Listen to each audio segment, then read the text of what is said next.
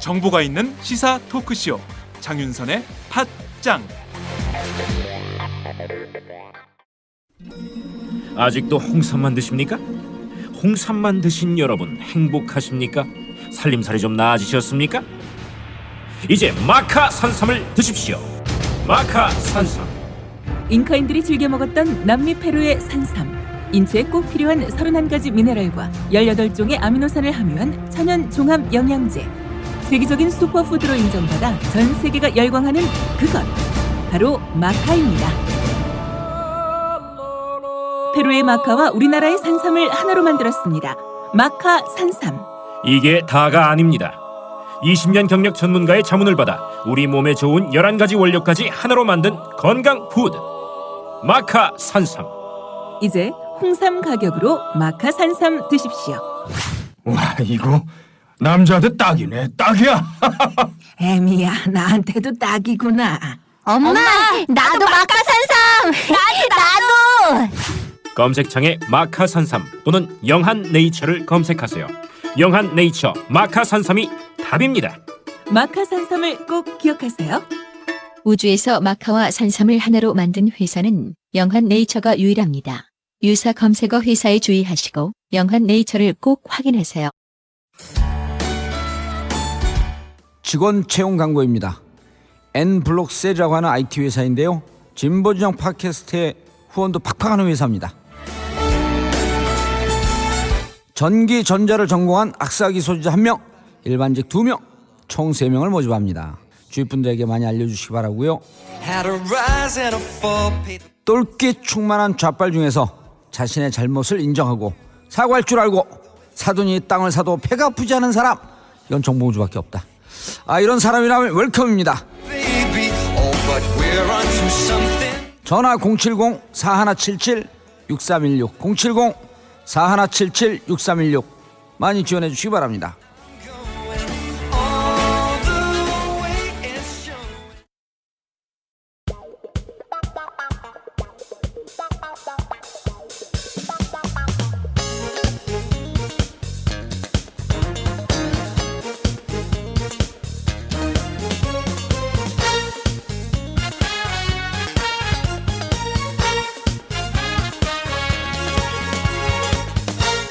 김종철의 비언프 비즈니스 언프렌들리. 김종철의 비언프 시작하겠습니다. 오늘도 어김없이 오마이뉴스 김종철 경제부장님 나오셨습니다. 어서 오세요. 아유, 안녕하십니까. 네. 평안하신가요? 그러게 요새 밤새 평안하십니까? 인사가 됐어요. 인사가 되죠. 진짜 건강 네. 조심하세요. 얼굴이 좀 네. 사그셨네. 예전보다 조금 아픈 티가 나네요. 네. 그래도 돌아오셔서 네. 다행입니다. 네, 고맙습니다. 자, 오늘도 어김없이 오마이뉴스 경제부의 민혁 기자, 김지혜 기자 나오셨습니다. 어서 오세요. 네, 안녕하세요. 네, 김지혜의 발로 뛰는 경제, 줄여서 발경제. 오늘 어떤 걸로 가져오셨는지 한번 들어보겠습니다.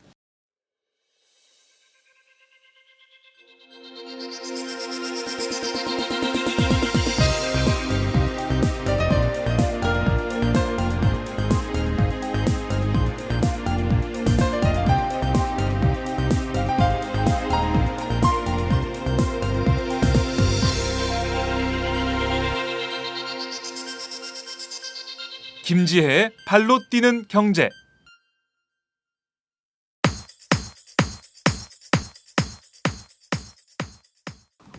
안심전환대출 소식인데요. 기존의 주택담보대출을 낮은 고정금리의 장기 분할 상환 대출로 바꿔주는 안심전환대출이 24일인 오늘 16개 시중은행에서 출시됐습니다. 대출금리는 연 2.6% 수준으로 현재 주택담보대출 평균금리 3.5%와 비교하면 1%포인트 가까이 저렴한 겁니다.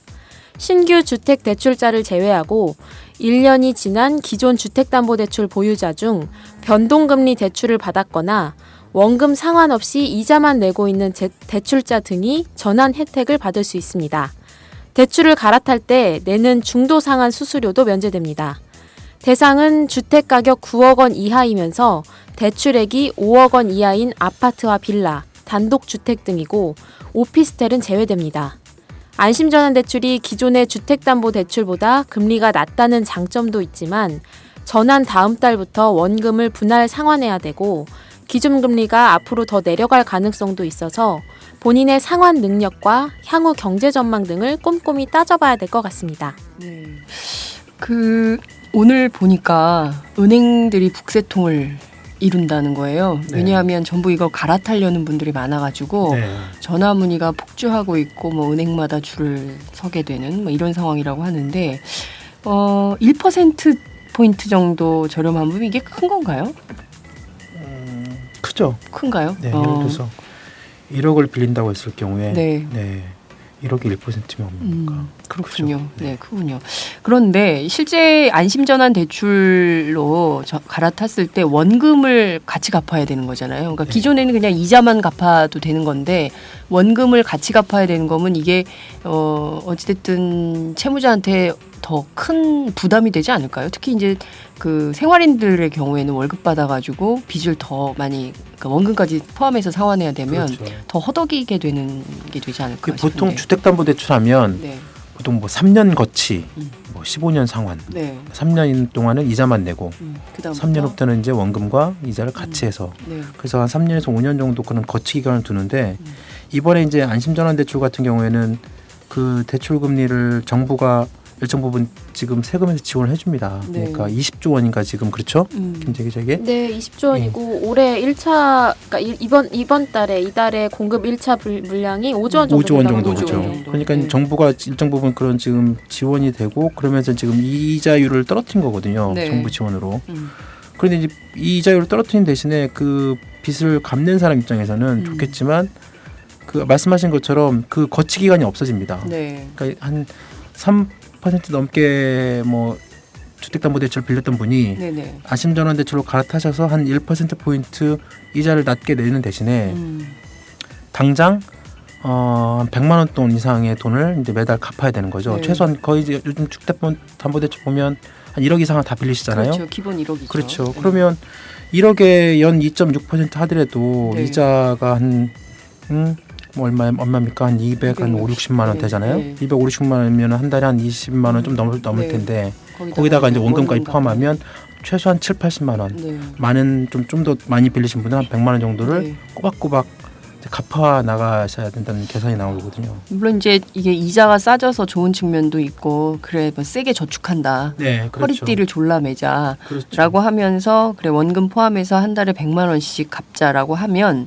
생활비가 더 빠듯해질 것 같아요. 소비할 엄마들이 일이- 난리가 날 것 소비할 같은데. 일이 더 없어지죠. 그러니까요. 내수 경기가 활성화되는 게 아니라 전부 집집마다 허리띠를 졸라매서 외식 같은 거 더 하기 어려워지고 내수 경기는 더 활성화되기 어려울 것 같은데 김지 기자는 어떻게 생각하세요?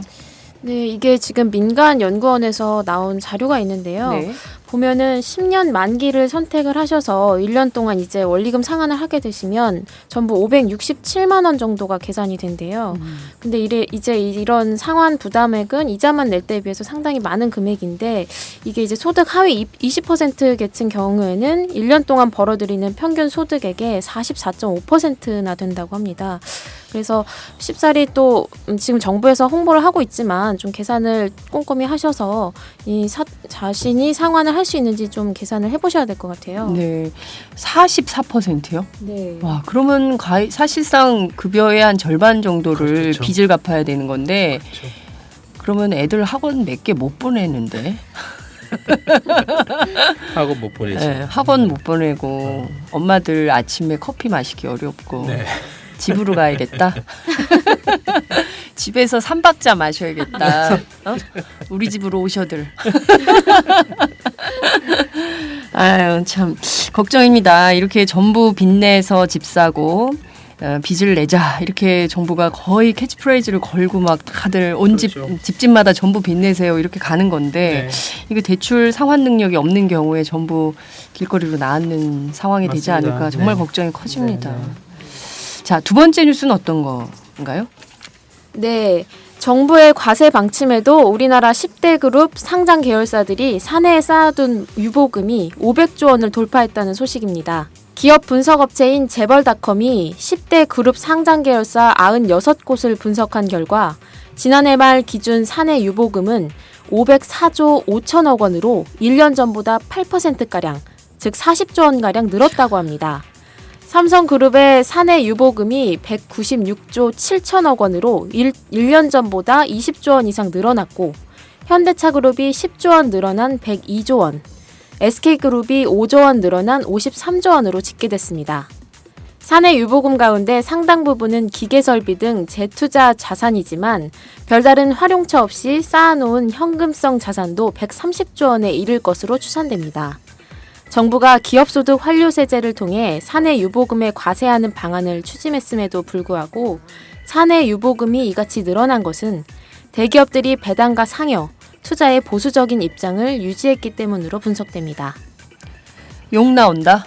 500조 얼마? 원, 500조 원. 얼마요? 500조 원이네. 504조 5천억 원. 네. 이게 1조가 큰 거거든요. 그래서 504조 꼭 해줘야 돼. 그렇군요. 그리고 삼성이 어렵다 그러지 않았습니까? 삼성이 어려워서 지금 뭐 사람들 지금 정리하고 뭐 이런 거 하고 삼성 구조조정 한다고 하죠. 그러니까요. 네. 구조조정 한다는데 196조 7천억 원. 네. 작년보다 20조 원. 20원이 아니라 20조 원이야. 이렇게 늘어났고 현대차 그룹은 10조가 늘었어요. SK 5조. 야, 어떻게 이렇게 자 우선 이 불편한 현실을 김지혜 기자는 어떻게 생각하십니까? 이래도 됩니까? 말단 기자. 말단 기자라 잘 모르겠는데요. 이 사내 유보금을 쌓아둔다는 게 그 어떤 의미를 갖고 있는 거예요? 진짜 그냥 단순히 투자를 안 했다는 의미인 건가요? 일단은 이제 그 기업들이 사내 유보금을 쌓는 이유는 딱 뭐 몇 가지가 있는데요. 네. 대체적으로 이제 투자 목적이죠. 투자 목적으로 이제 사내 돈을 갖다 쌓아둔다는 건데 네. 투자 목적과 함께 이제 기업이 이제 투자를 이게 계속 쌓인다는 얘기는 투자를 제대로 잘 안 하고 있다는 건데 투자를 잘 안 하고 있다는 얘기는 이게 돈이 될까 안 될까 결정을 못 내리고 있다는 거잖아요. 네. 그러면 이게 경기가 불확실성 그러니까 이게 돈이 된다고 되면 무조건 하여튼 기업들은 돈 되는데 투자 안 할 리가 어디가 있겠습니까? 네. 기업이 기본적으로 이제 이런 경기의 불확실성이나 전반적인 어떤 환경이 불안하다라는 부분이 이제 작용할 수 있고 네. 또 하나는 이제 이렇게 여러 가지 그 유보금을 이렇게 쌓아두고 있는 거에 대해서 지금 정부가 뭐 아까 그 김재 기자 얘기했지만 기업소득 환류세제 뭐 쉽게 말하면 세금을 매기겠다는 거잖아요. 네. 배당이나 임금을 올리거나 뭐 그다음에 투자를 하거나 이런 부분들은 빼고 이런 부분들은 과세하지 않고 나머지 돈에 대해서는 과세를 한다고 했는데 그래서 일부 지금 삼성, 현대차 최근에 작년 배당금을 엄청 올렸습니다. 네. 그랬잖아요. 그렇죠. 네. 배당금 엄청 올렸는데 결국은 이 배당을 올리는 내고 배당금 올려주죠. 그렇죠. 네. 임금은 뭐 별 차이 없고. 근데 배당을 올리는 것도 되게 웃긴 게 그 결국은 그 주식을 갖고 있는 분들이 누구겠습니까? 돈 있는 사람들이거든요. 대주주. 그렇죠. 그 현대차, 삼성전자 주식들을 갖고 있는 분들 물론 일반 개미 투자자들 일반 뭐 주주들도 계시겠지만 네. 대부분 그 기관 투자자, 대부분 이런 부분 많은 부분들이 결국은 금융소득, 금융자산을 많이 갖고 있는 사람들한테 결국은 또 그 배당 소득이 가잖아요. 네. 이유는 뭐냐면 이 자체가 있는 사람들한테 결국 다 갈 수밖에 없는 구조가 돼 있고 정말로 빈익빈 부익부야. 맞습니다. 네. 오늘 한겨레에 그 제목이 잘 나왔네요. 네. 가계빚 68조 늘어날 때 기업들은 재벌들은 37조 더 쌓았다. 뭐. 그러니까요. 그러니까 이게 참 네, 말씀하신 대로 저는 그 한국의 재벌 대기업들이 사실상 한국 경제에서 독과점 체제를 유지하고 있지 않습니까?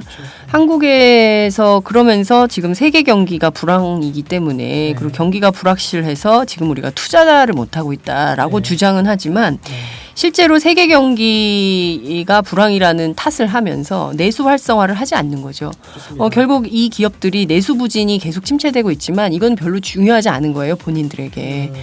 결국 내수 시장을 활성화시켜야 좀 그러니까 출구가 뚫리는 면도 있는 건데 그거는 전혀 고려하지 않고 오로지 쌓아놓는 거죠. 그렇죠. 예. 그래서 저는 그러니까 결국에는 이 자기네들이 돈을 풀어서 경기 활성화에 기여해도 모자랄 판에 계속 끊임없이 경기 무슨 고장난 레코드처럼 경기가 불확실하다, 세계 경기가 어렵다라는 핑계만 대면서 계속 이렇게 가면 다 같이 죽자.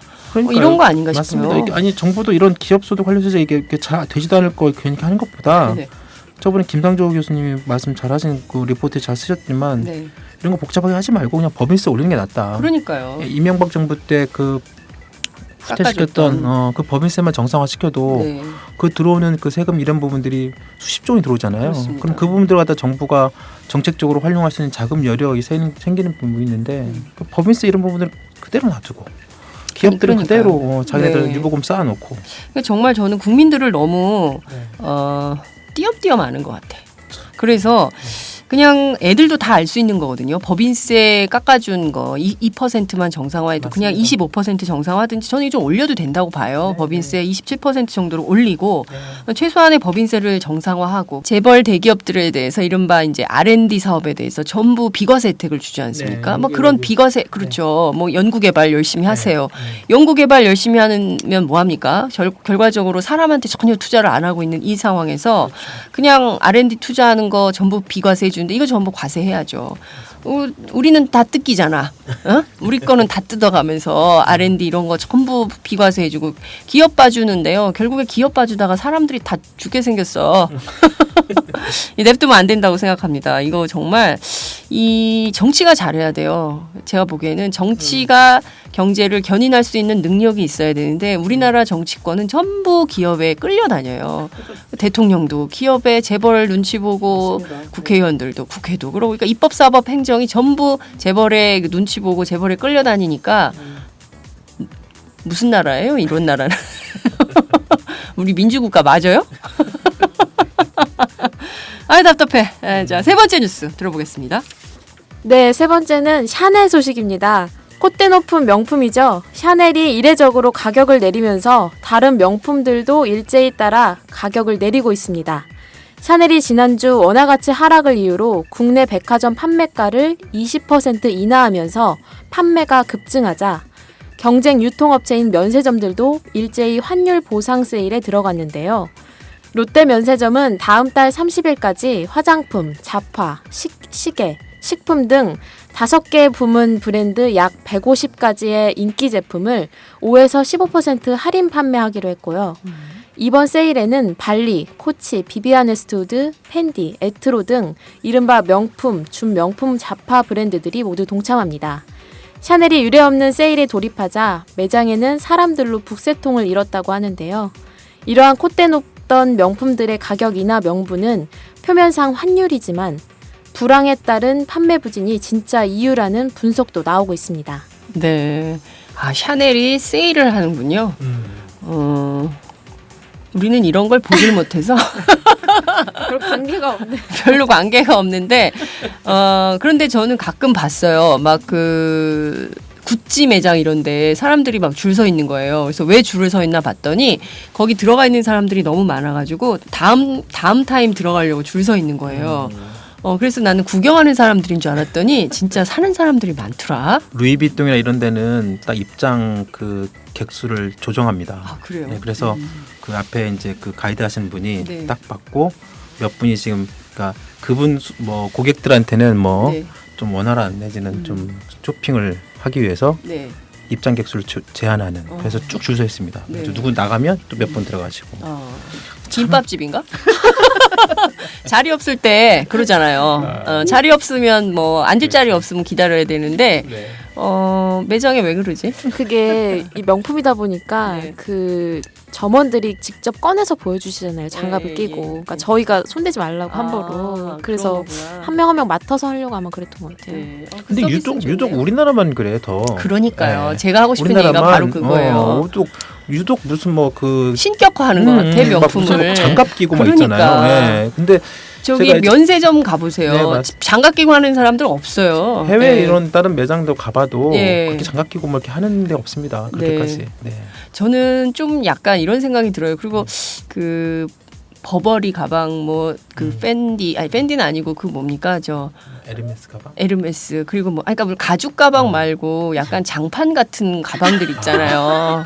비닐 장판 같은 것들 그거 왜 비싼 거야? 저는 조금 뭐랄까 이게 그냥 어떤 허영심 같아. 그러니까 이게 이제 어떤 의미와 이게 꼭 좋은 것이고. 그러니까 무슨 어떤 장인의 손길, 진짜 장인이 한 땀 한 땀 그런 거라면 정말 값어치 있는 것이지만 그게 아니라 무슨 뭐 하나 사면 너도 나도 다 사고 이런 게 과연 명품일까? 저는 그런 허위 의식이 한국 사회를 지배하고 있다는 게 촌스러. 그렇지 않아요? 김재 기자 어떻게 생각해요? 명품 좋아해요? 예? 당황했어. 네. 자, 이 샤넬이 환율 때문에 그렇지만 실제로 지금 경기 불황 때문에 잘 판매가 안 되니까 박리담의 전략을 쓰는 거구만요. 어떻게든 가격을 낮춰서 많이 팔아야겠다. 재고가 많은 거 아니에요? 뭐 그럴 수도 있는 거죠. 그럴 수도 있습니다. 실질적으로 이게 불황이 예전에 재작년까지만 해도 불황이 고소득층은 비켜갔다. 네. 그래서 항상 뭐 명품은 여전히 잘 나간다. 뭐 그런 것들이 있었고 불황 속에도 뭐 불티. 맞습니다. 근데 실질적으로 일부 진짜 극소수들이 쓰고 있는 아까 뭐 백안에 막 수천만 원 하는 그런 진짜 뭐 상위 뭐 0.0000 그런 분들 뭐 그 사람들이 뭐 돈 쓰시는 거야. 있는 분들 쓰시는 거야. 뭐 쓴다고 하지만 이제 덩달아서 이제 그게 막 약간씩 내려오면서 뭐 중상 뭐 이런 분들까 브랜드까지 이렇게 이제 막 영향을 미친 그런 게 있었는데 하여튼 그런 명품이 나름대로 그런 시류에 흐르지 않고 잘 팔린다고 했던 때가 재작년 그랬는데요. 네. 작년인가 하여튼 초반 중후반부터 명품 그 백화점의 명품 쪽의 매장의 매출도 신통치 않다. 뭐 그런 얘기가 서서히 나오기 시작했어요. 네.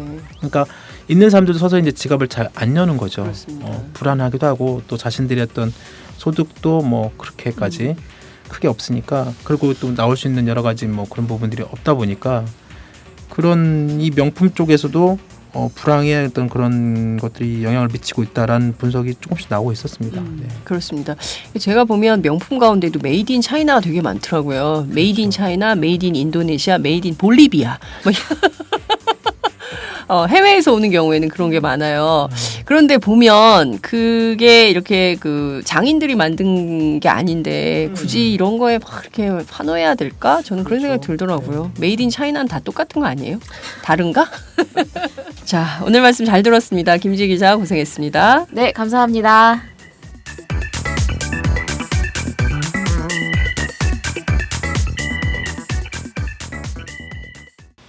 김종철의 비언프 바디토크 들어가겠습니다. 샤넬 사러 갈까요? 돈이 없어요. 그러게. 네. 먹고 죽을 돈도 없어. 맞습니다. 자, 오늘 어떤 내용 준비해 오셨는지 제가 보고 깜짝 놀랐어요. 연예인이 등장했어요. 네. 이효리의 티볼리 쌍용차를 살렸다. 이효리 씨가 쌍용차 티볼리를 살린 거군요. 그렇죠. 오늘 주주총회가 열리나요? 쌍용차가 지금 진행 중이겠네요. 9시 반부터 오늘 아침 9시 반부터 평택공장에서 주주총회 열리고 있으니까요. 지금 지금도 진행 중인거나 아니면 끝났거나. 네네 그렇습니다. 그렇군요. 주주총회 30분밖에 안 하나요? 요즘은 예전에는 막 7시간 8시간 삼성전자 주주총회 제가 그때 있었잖아요. 맞죠. 김상조 교수. 예, 네. 그래요. 제가 그래가지고 상법 책에 제 이름이 나와요. 그렇습니까? 네. 교과서에 나온 사람이야. 그 주주총회에서 오늘 쌍용자동차 새 사장이 선임된다면서요? 네네. 어떤 분인가요? 최종식 부사장이 이번에 이제 사장으로 선임이 됩니다. 네. 최종식 사장은 이제 현대자동차 출신인데요. 1977년 현대차에 이제 들어간 다음에 수출하고 마케팅 쪽에 주로 영업 쪽에 되게 오래 일을 했고 2007년인가 그때 현대차에서 나온 다음에 중국 쪽에 이제 자동차 회사에 있다가 2009년부터 이제 쌍용차 해외 영업을 주로 담당을 해왔습니다. 그래서 주로 그러면 영업맨이네요. 영업맨이죠. 자동차를 만들고 뭐 이런 기술 쪽이 엔지니어 쪽이 아니라 맞습니다. 마케팅에 이제 마케팅 수출, 이분이 영업 쪽. 이제 불티나게 파는데 이제 열을 올릴 분인 것 같은데 그러면 기존에 있었던 이유일 사장은 오늘 떠나는 거네요? 이제 법적으로도 완전히 끝나게 되는 거죠. 법적으로. 법적으로 이제 사장 자리에서 물러나는 거니까요. 그런데 실질적으로 이제 뭐 일단은 완전히 뭐 물러나는 건 아니라고 일단 회사 쪽은 보는 얘기를 하는데요. 네. 일단 부회장이라는 직함을 갖고 쌍용차 경영에 대해서 일정 부분 고문 역할을 계속 할 것이다. 이렇게 이제 이게 회사 쪽에서는 얘기를 하고 있고요. 네네. 그런데 이제 이거는 좀 그런 약간의 뭐 립 서비스 차원 같기도 하고요. 네. 물론 이제 이유일 사장이 그 동안에 한 5년 5개월, 2009년 이후로 굉장히 오랫동안 쌍용차를 사실상 이끌어왔던 그런 걸 생각하면 그렇죠. 일정 부분 역할은 좀 유지될 것 같긴 한데 일단은 하여튼 경영 일선에서 물러나는 건 확실합니다. 그리고 이유일 사장도 현대차 출신인데요. 과거에 하여튼 쌍용차의 현대차 출신들이 꽤 많습니다. 그러네요. 네. 이분도 이제 해외 영업 쪽에서 쭉 일해오다가 현대차에서 사장까지 지내고 현대산업개발로 있다가 2009년에 이제 쌍용차 법정관리인으로 쌍용차와 그때 2년을 문제 있을 때. 네 맞습니다. 네. 2년을 이제 처음으로 그 전에까지는 쌍용차하고 별다른 인연도 없었다고 했는데 네. 여하튼 그 2009년에 쌍용차 법정관리인으로 들어온 이후로 그동안 계속 쌍용차 사장으로 일을 했고 하여튼 이유일 사장에 대한 여러 가지 평가가 좀 엇갈리긴 하지만 네. 하여튼 지금 현재 쌍용차가 유지되고 있고 회생의 어떤 발판을 마련한 그런 기여 이런 부분들은 뭐 좀 평가받고 있는. 그러니까 이분이 거의 망할 때 들어와가지고 네, 그렇죠. 법정관리인으로 그때 들어와서 어찌됐든 지금까지 뭐 해고자들 복직 문제라든가 뭐 이런 협상 또 이 티볼리 같은 것도 만들고 대주주 마인드라 뭐 이런 거 문제. 세우고 네. 이런 것들을 다 전부 이 사람이 한 거라고 볼 수가 있는데 네네. 말씀하신 대로 그 지금 보면 이 사람의 대표 상품이 티볼리라고 할 수 있는 거 아닌가요? 이번에 이제 새로 나왔죠. 효자 상품. 네, 그러니까 그 동안에 이유일 사장이 그러니까 쌍용차 그 동안 신차가 없었죠. 새 차가 그렇죠. 자동차 회사가 네. 신차 없이. 핵심은 네, 신차가 있어야 되는데 네. 신차 없이 그러니까 2009년에 이제 하여튼 그 노동조합 노사 간의 갈등과 하여튼 뭐 그 정리해고 뭐 그다음에 뭐 무급휴직 희망퇴직 그래서 회사를 떠난 사람이 한 2,500명 정도 되거든요. 쌍용차가 그 당시에. 맞습니다. 네. 다시 생각이 나네요. 그렇죠. 네. 그리고 뭐 그다음에 이제 그 노조의 뭐 옥새 파업이라고 한 7, 80일 동안 회사에서 이제 그런 게 있었고 또 그 정부의 그런 강경 진압이 그런 것도 있었고요. 하여튼 그 이후로 하여튼 5년 5개월 동안 회사를 다시 하여튼 남아 있는 분들 한 3천여 명 또 2,500명, 3,000명 정도 잘 이렇게 네. 이끌어온 측면이 있죠. 그 이유일 사장이 하여튼 이번에 새롭게 티볼리를 런칭을 하면서 네. 나름대로 이제 쌍용차를 새롭게 이제 좀 이제 다시 제대로 한번 제 궤도에 한번 올려놓겠다라는 그런 부분이 있는데 갑자기 그 하여튼 사임을 발표를 했어요. 왜 그런가요?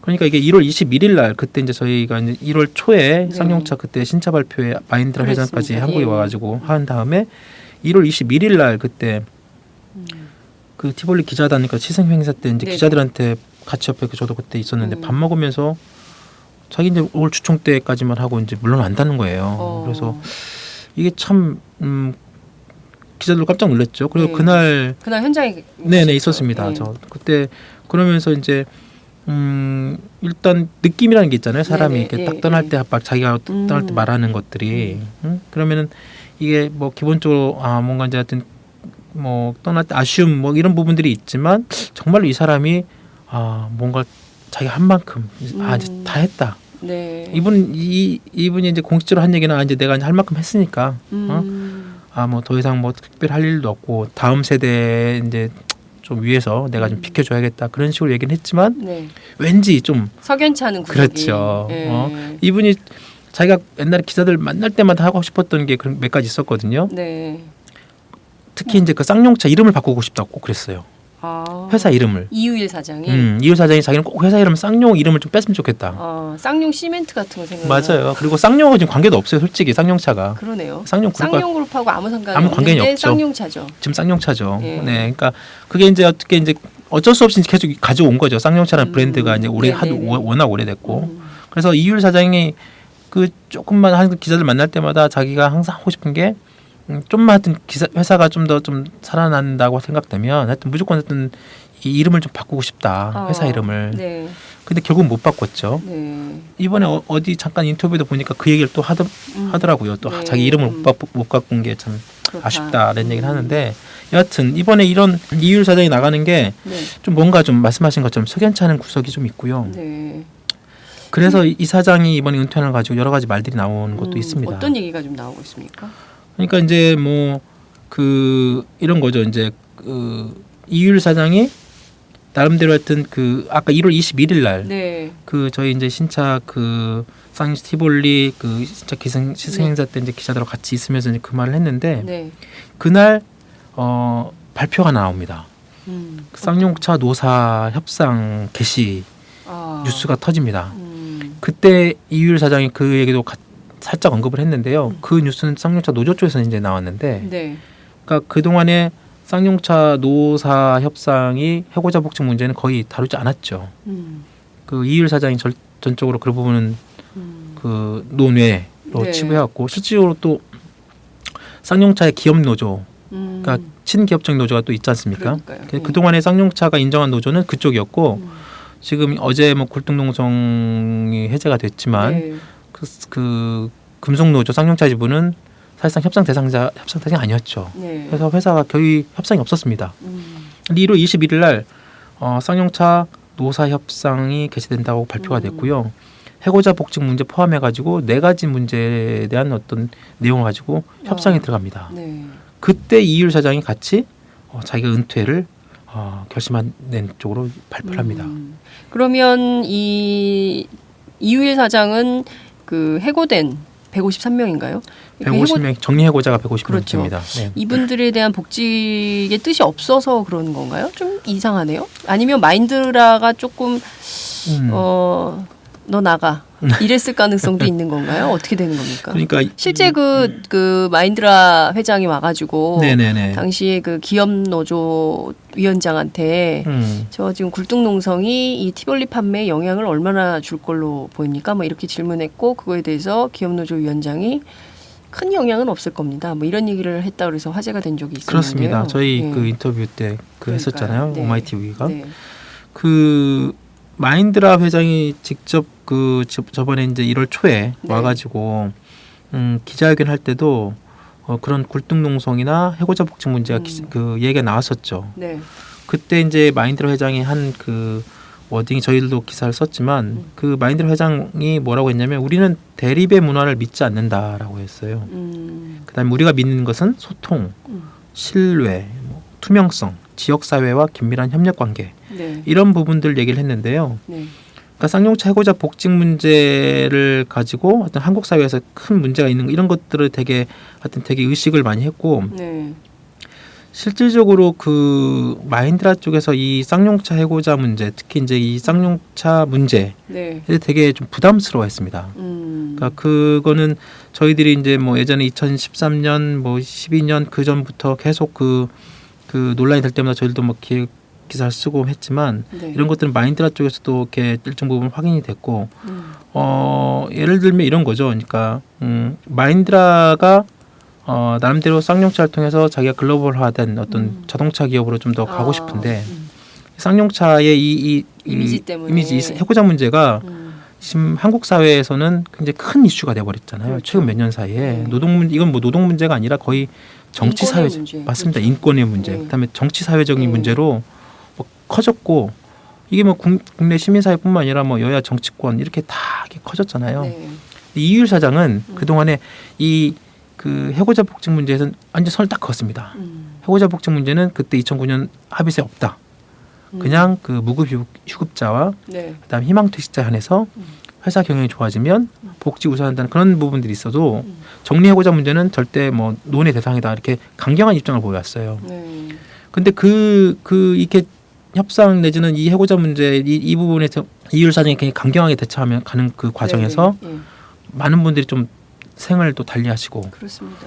그리고 좀 그런 안 좋은 일이 계속 벌어졌잖아요. 네. 그리고 그 사이에 너무 많은 사람들이 죽었어요. 맞습니다. 아까 말씀드린 것처럼 그 과정에서 이 쌍용차 문제가 사실상 더 이상의 쌍용차 문제가 아니라 우리 한국 사회 노동 문제, 인권 문제 뭐 그렇습니다. 그런 정치 사회적으로 큰 어떤 바로미터 그렇게까지 됐잖아요.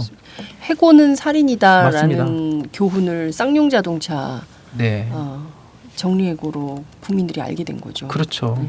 그러니까 마인드라 입장에서는 이것도 알려진 되게 부담스러웠던 거고 이것이 어떻게 좀 해결이 되길 좀 바랬던 눈치가 있었던 것 같아요. 네. 그러면 실제 마인드라가 그 2013년에는 사실 뭐 심상정, 은수미 이런 국회의원들도 네. 직접 가가지고 만나기도 하고 네네. 막 그랬는데 지금 별로 뭘 노력하는 것 같진 않아요. 어떻게 보세요? 그러니까 정치인들까지 직접 나서가지고 막 했는데 해결은 하나도 안 됐거든요. 지금 이 순간까지도. 그렇죠. 네. 엄밀히 말하면 그때 은수미 의원이 그때 네. 2013년에 하여튼 그 마인드라 회장 만나고 와서 네. 저희들하고도 이제 인터뷰하면서 말씀도 하고 그 전해준 것들 그 당시 2013년에 네. 그때 보면 이 복직 문제가 이제 더 이상 계속 한국에서 사회 문제화되고 예. 이것이 이제 향후 마인드라가 아까 글로벌화된 어떤 그룹으로 나가는 어떤 부담스러운 그런 부분들을 이 심상정 의원과 은수미 의원들이 굉장히 확인을 했고 네. 그 인도 기업들이 대체적으로 이렇게 평판을 되게 중시하고 남한테 손가락 받는 이런 걸 되게 싫어한대요. 손가락질 받는 걸 네. 싫어하는구나. 이 마인드라뿐만 아니라 타타 그룹이라는 네네, 다 되게 타타 알죠. 유명하죠. 인도 기업. 맞습니다. 네, 그 인도 1위 재벌 1위 그룹인데요. 기업, 예, 네. 거기도 이제 자동차를 전화기도 만들고 맞습니다. 별거 다 만들어요. 그렇죠. 네. 자동차도 합니다. 네. 인도 타타 그룹이 지금 대우 그 상용차 트럭을 인수해가지고 지금 하고 있습니다. 그래요? 네. 타타가 한국까지 왔구나. 그렇습니다. 근데 이거 좀 아까 말씀하신 것처럼 대우 타타 잠깐 논의지만 대우 타타를 예를 들면 네. 타타 그룹은 투자를 많이 합니다. 대우 타타 인수한 다음에 직접 그 현장 라인에 대한 직접 투자도 하고요. 네. 그다음에 거기 비정규직을 다 정규직으로 전환시켰어요. 네. 그러면서 대우 타타 이 상용차가 트럭이 다시 기사 회생을 합니다. 그래요. 네. 똑같은 인도 그룹인데 타타는 하는데 마인드라는 네, 마인드라는 이제 쌍용차에 대한 어떤 말만 하고. 맞습니다. 직접적인 투자가 별로 없습니다. 아직까지는. 아 그래요? 네, 실질적으로 처음에 800억 정도 유상증자 한 이후로 이번에 티볼리 개발도 순수하게 마인드라 돈 들어간 게 없습니다. 티볼리 개발에 마인드라가 돈을 안 냈단 말이에요? 맞습니다. 이거 사실상 거의 그 쌍용차가 자체적으로 자금을 조달한 거예요. 이게 자체적으로 정치하려고 그러나? 왜 거짓말하지 계속? 아쉽죠. 하여튼 마인드라는 그런 측면에서 보면 타타와 좀 다른데 네. 그럼에도 불구하고 자기네들이 되게 남한테 손가락 받는 것도 싫어해. 뭐야 이게. 그러면서 손가락질 받는 게 싫으면 똑바로 행실을 정확하게 잘해야지. 그렇죠. 투자도 하고. 그렇죠. 조합 노조원들에 대한 지위도 향상을 시켜주고 해고자들 그렇죠. 다 복직을 시켜주고 이래야 맞는 거죠. 손가락질을 안 받는 거지. 행동은 계속 행실은 손가락질 받게 행실하면서 어떻게 안 받기를 바래. 그러니까 이건 좀 이제 이상한데요. 그때 은수미 의원이 2013년에 가가지고 네. 얘기를 하니까 그때 마인드라 회장이 우리가 그러면 2014년 말까지 네. 해고자 복직 문제 포함해가지고 모든 어떤 계획을 내놓겠다. 라고 주장을 했어요. 네, 그때. 그러니까 이제 2014년 말이니까 오늘 2015년이잖아요. 그때 네. 2015년 1월, 그러니까 2014년 말에 와서 2015년 1월, 그러니까 얼마 전에 네. 회장이 와가지고 얘기를 한 겁니다. 결국은 해고자 복직 문제 포함해서 우리는 아까 말씀하신 것, 제가 말씀드린 것처럼 대립의 문화를 믿지 않는다. 말은 참 멋있게 잘하죠. 그러네요. 소통, 신뢰, 투명성, 지역사회 긴밀한 협력관계. 참 좋은 말이다. 네, 그렇죠. 도덕 교과서에 정말 나온 이대로만 말이에요. 제대로만 하면 하면 좋은데. 좋죠. 근데 하여튼 이런 부분들을 자기가 하여튼 나름대로 이번 쌍용차 문제, 이 티볼리 출시를 계기로 좀 해결하고 싶은 마인드라 입장에서 이걸 좀 털고 가고 싶은 그런 게 있었던 것 같아요.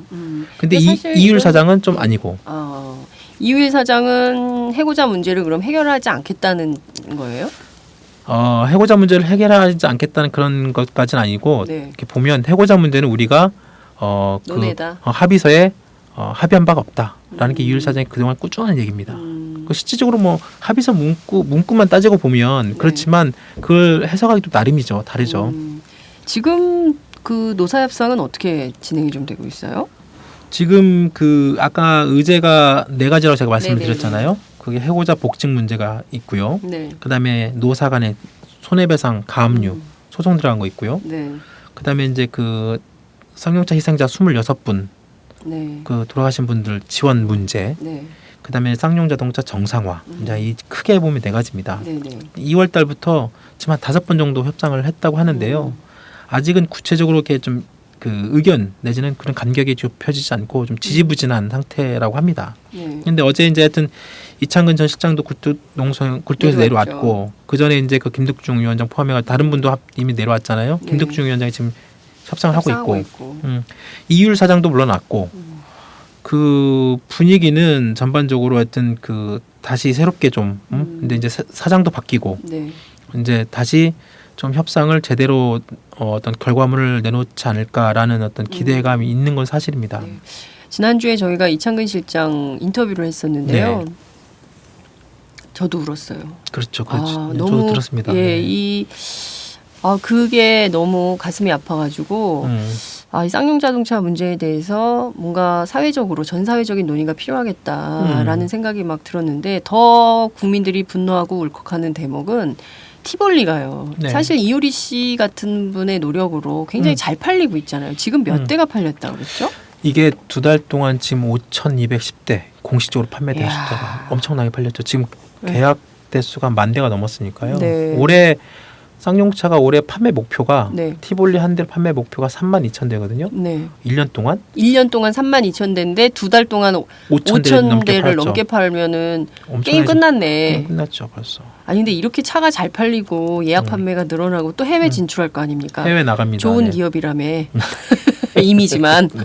그러면 해외에 나갈 거면 그 조금 이런 그 국내에 산적한 이런 문제들을 좀 풀고 해결하고 해야 될 텐데 맞습니다. 지금 회사가 좀 전향적인 태도를 보여야 되는 거 아닌가? 그래 좀 이렇게 쌍용차 문제가 제대로 풀려야 국민들도 약간 흐뭇한 마음이 들면서 아마 제가 보기에는 쌍용차 해고자 문제가 해결된다면 우리 국민들이 전부 다 영업사원이 될 것 같아요. 티볼리에. 그럼요. 지금 그 아까 이효리 씨의 뭐 효과도 있다고 말씀했지만 네. 실질적으로 그 일단 그 티볼리 갖고 있는 상징성이 있지 않습니까? 아까 네. 말씀드린 것처럼 솔직히 마힌드라가 티볼리 이 그 개발 과정에서 직접적으로 투자한 돈이 없습니다. 그게 핵심인 것 같아요. 마인드라가 10원 한 장 돈을 내지 않았다는 게 저는 좀 충격적이네요. 충격적이죠. 네. 앞으로 이제 3년 동안 1조 원을 투자한다고 발표를 했습니다. 네. 지난번 그 마힌드라 회장이 와가지고 네. 그래서 앞으로 뭐 더 신차 개발 계속 나오겠다 하겠다라고 발표를 했는데 그 1조 원도 있잖아요. 네. 마힌드라가 직접 투자하는 게 아닙니다. 또 모아서 남의 돈 그것도 끌어서 그것도 최대한 뭐 그 금융권으로부터 네. 그 쌍용차가 티볼리 잘 팔고 네. 경영 개선이 이루어지면 네.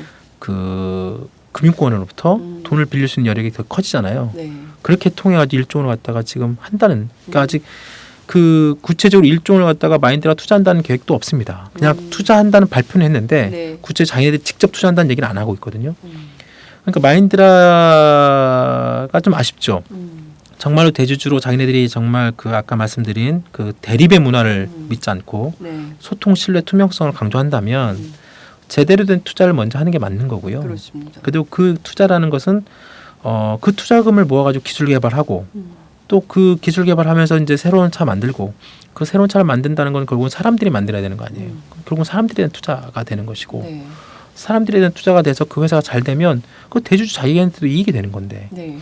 그런 부분들을 전혀 모르지는 않을 것 같은 생각이 들고요. 그 인도 사람들이요. 네. 잘 봐야 돼요. 이 사람들이 그 여기 아직 카스트가 있지 않습니까? 아, 그렇죠. 네, 카스트가 제도가 있어가지고요. 있죠. 네. 그 불가촉 천민이 여태 있어요. 그래서 불가촉 천민들이 사는 마을이 따로 있고요. 이 사람들이 이제 그 마을의 그 상위 카스트들의 뭐 똥도 받아내고 다 그런 청소하고 뭐 이런 걸 다 잡일을 하고 이러면서 살고 있거든요. 이 나라가 무지하게 복잡한 나라잖아요. 맞아요. 그리고 양극화가 엄청납니다. 어마무시하게 네. 엄청나게 심한 나라 중에 하나입니다. 그 길거리에 신발 없어가지고 걸어 그렇죠. 그런 아이들 막 너무 많은데 또 부자는 엄청난 볼 부자죠. 수가 없이 부자야. 네. 그리고 IT가 굉장히 발달한 나라잖아요. 네네. 그런데 전부 미국의 실리콘밸리에 가 가 있죠. 있고 맞아. 자기네 나라는 개판이고 이게 그래서 저는 이게 그 뭐랄까 이면의 얼굴, 양면의 얼굴을 가진 마인드라일 가능성이 높다 그럴 이렇게 수 생각이 있습니다. 좀 돼요. 왜냐하면- 겉으로는 막 이렇게 우아한 척, 뭐 우리는 좋은 기업이고 뭐 그런 이미지만 가지고 해외로 나가려고 하지만 정작 노동자 문제에 대해서는 해결하지 않고 뭐 이렇게 할 가능성도 매우 크다.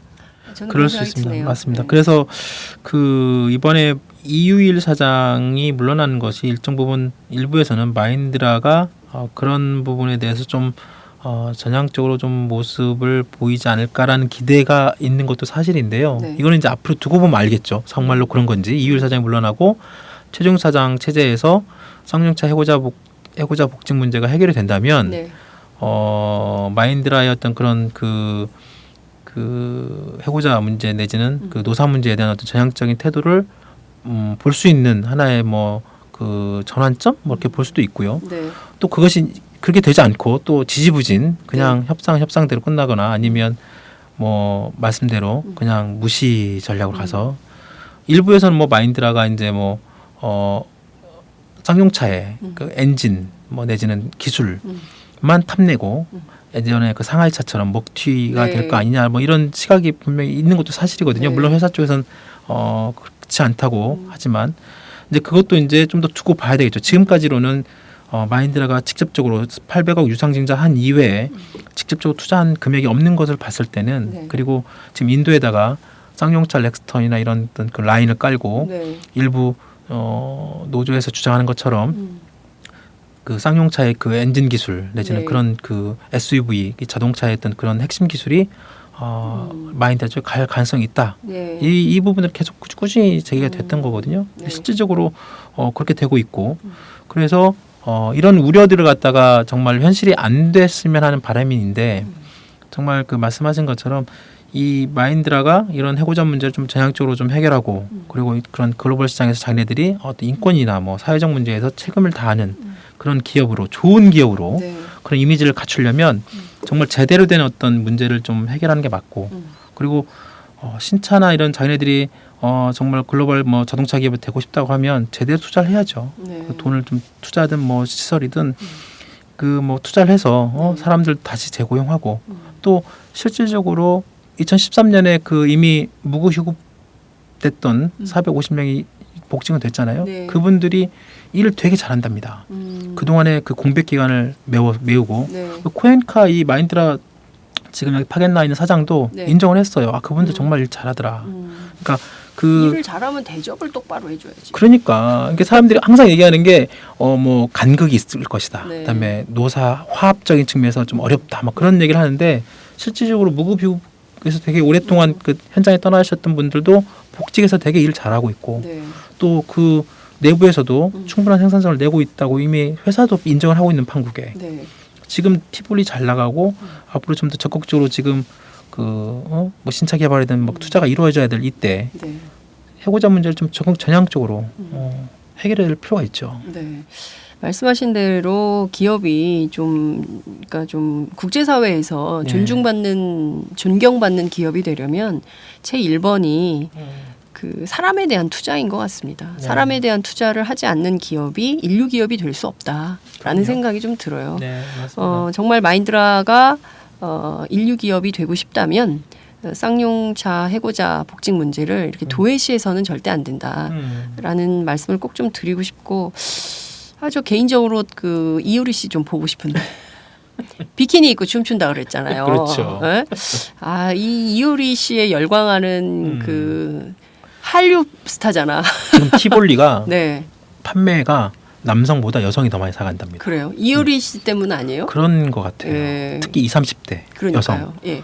그러니까 이 SUV 차가 솔직히 남성들 그런 걸로 인식이 됐었잖아요. 그래요. 근데 소형 SUV로서는 유독 티볼리가 여성 판매가 되게 높다. 효리 언니 이쁘거든. 멋있잖아. 근데- 그 요가 자세. 그렇죠. 그 화를 푸는 요가 자세 딱 해가지고 마인드라 회장한테 보낸 거 보고 그렇죠. 이 양반 범상치 않다. 이거 보통 아니다라는 생각이 딱 들었어요. 그럼요.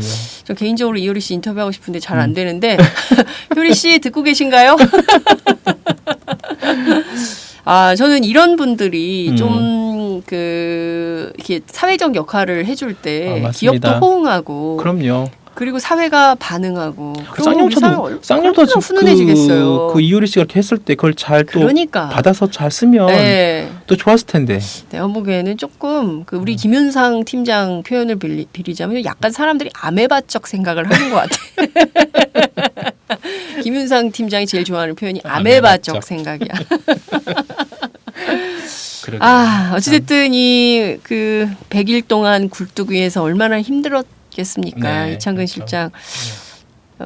이제라도 내려와서 정말 다행이고요. 건강에 문제가 없었으면 좋겠는데 이건 저 차차 해결이 됐으면 좋겠다라는 생각이 좀 들고 사람 아프게 하는 회사 안 됐으면 좋겠어요. 마인드라가 정말 간디 정신 그러니까요. 잊지 말고 네, 좀 인도 사람들 괜찮다 이런 걸 한국 사회 우리 또 정이 많잖아. 맞습니다. 그럼 인도 많이 놀러 갈 걸?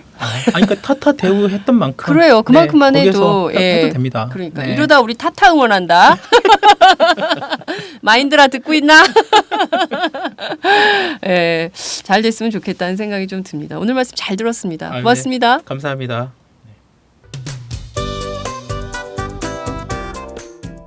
안녕하세요. 장윤선의 팟짱 애청자 여러분. 저는 김병기입니다. 전에는 편집국장이었는데요. 지금은 10만인 클럽 회원이자 본부장 맡고 있습니다. 그런데 10만인 클럽이 뭐지? 이렇게 궁금해하시는 분들 많으실 겁니다. 오마이뉴스에 자발적으로 구독료를 내는 시민들의 모임입니다. 지금 매월 후원해주시는 분이 몇 명이죠? 8,000명이요. 그럼 앞으로 몇 명을 모아야 합니까? 10만 명이요. 참 갈 길이 멉니다. 그런데 조중동 구독자는 많게는 100만. 이래서 진보 언론 살아남을 수 있을까요? 10만인 클럽 후원으로 만들어지는 팟짱 응원하고 싶으시다고요? 지금 전화주세요. 02-733-5505로 전화하셔서 내 손번호 274를 꾹 누르세요. 오마이뉴스 기사의 모든 기사 하단에 동그란 주황색 배너를 누르셔도 됩니다. 여러분들의 참여로 팟짱이 웃음소리 더 커질 수 있습니다. 감사합니다.